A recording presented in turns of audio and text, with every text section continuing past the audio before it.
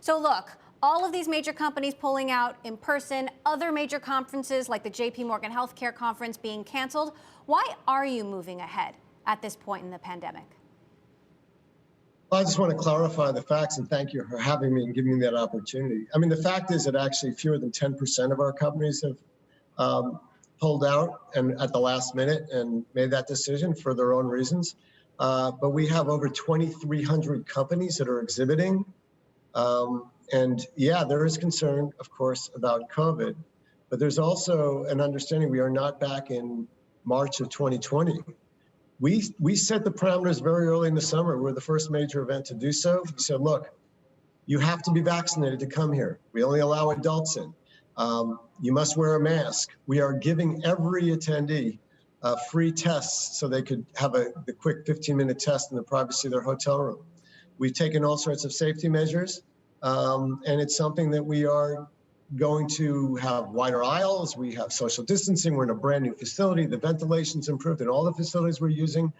This is an environment that we feel is a bit of a bubble, at least on the CES premises. And I want you to compare that to a basketball game or a hockey game or a football game with millions of Americans go to each week where there's no vaccine requirement, there's no masking requirement, there's none of the social distancing. So I feel much more comfortable at CES right now and being with people here wearing a mask, except for this interview by myself, than I would going to my local grocery store or a sporting event. So I think we're in good shape. Honestly, I think a lot of people have figured that out. We had already a number of events. We had a big one last night with several hundred media and hundreds of exhibitors already showing their products. Everyone was happy to be with each other. The innovation is amazing. We have 2 years of innovation. At least 100 of the companies exhibiting are healthcare exhibitors, focusing on technology. We have the CEO of Abbott speaking as well. And a lot of the companies are actually showing things that deal with COVID itself, how you could get rid of it, how you could sense it. There's like a breathalyzer for COVID. There's all sorts of things that are helping society, but in other areas as well. There's environmental, transportation, robotics, et cetera. There's a lot of different innovations here that people want to see, and they've come from all over the world to do this. They put their life savings, many of these people. This is for the entrepreneurs. It's for the startups. 80% of our companies are smaller companies, and we have many big still in it. Gary, I mean, people are worried about having a couple of friends over to their house and spreading COVID. Are you at all worried about becoming a super spreader event? I mean, is it ethical at this point to be holding an event this big? Well, the truth is we've consulted with medical experts, and they've been pretty unanimous saying you're doing everything you could possibly do. A lot of people say, please go forward. I've had entrepreneurs thanking me. People are coming here voluntarily. These are vaccinated people. Vaccinated people statistically show now you're pretty safe. You might get something equivalent less than or equivalent to a cold.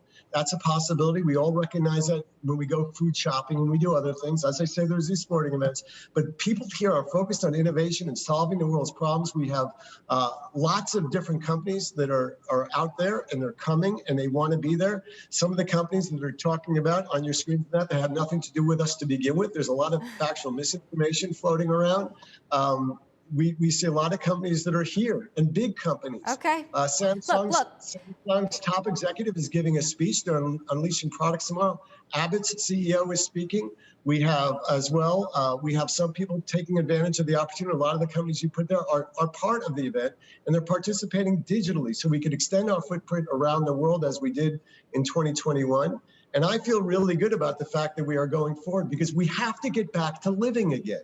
And we have to do it through leadership, and we have to do it with conviction. We have to understand the risk. We've lived our whole lives knowing that we could get the flu. It's never stopped us from doing anything. And by all accounts, if you are vaccinated, you have no risk at all of getting to this mortal danger that some people have with the flu. It's the non-vaccinated that are the issue, and we and many other events. We're not the event going forward. I want to correct you on it. Gary, I have to stop you there. Let's leave that to the CDC. Let's talk about CES. Nobody is arguing that the tech trends aren't there, that there is not innovation to showcase. But if you look on, for example, Twitter, people are posting pictures of empty showrooms and hallways. And even as somebody, myself, a journalist who has been to CES in the past, you don't see empty hallways like that the day before the event, even on a press day. At this point, what is the argument? Why go? Why attend this year?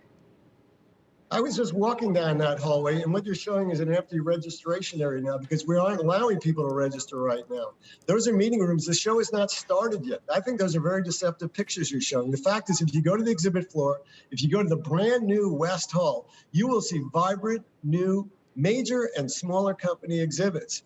This is what it always looks like right now the day before the show, because you are showing empty hallways in the Venetian Hotel, which I'm in now. So the fact is, yeah, we're going to have a smaller footprint. Yes, we will have fewer people. Yes, there'll even be gaps on the floor from the companies that pulled out. But the fact is, people are choosing to go here because they feel relatively safe. Some people are choosing to go on with their lives, recognizing that there are risks in everything we do, from getting into a car to going to a sporting event, to our kids going to school. And we're choosing to live our lives. And I think that's important. We take some leadership and that we go forward and we not spend the next several years in our homes being scared of being alive, because we might get something which is, it's definitely uncomfortable. It's bad. No one likes to be sick, and it could happen, and it's likely to happen to a lot of people in the next several months. That's the reality. So all right. I think it's ethical to go forward with our lives. And I think that to take the position you're taking, I find very unfortunate.